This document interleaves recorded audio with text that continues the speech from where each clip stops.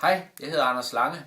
Jeg er kursusleder på et hammergodt kursus, hvor journalisterne kommer i arbejdstøjet for at tjekke deres journalistiske værktøjskasse, sådan de bliver bedre til at være på web. Kurset hedder Aarhus 2012, Nordens globale udfordring.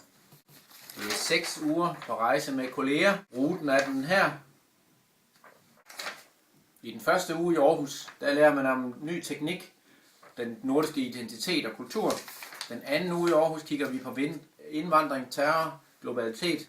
Den tredje uge i Aarhus ser vi på krise, økonomi, energi. Den fjerde uge tager vi til Island.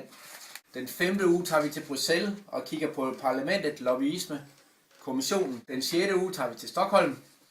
Kigger på det nordiske velfærd og hvordan den har klaret sig. Ruten er den her. Sidste frist er den 9. april. Og hvem er kursuslederne?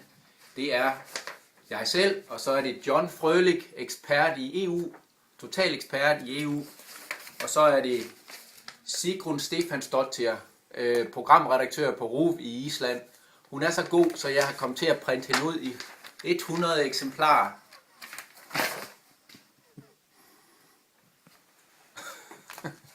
– 9. april.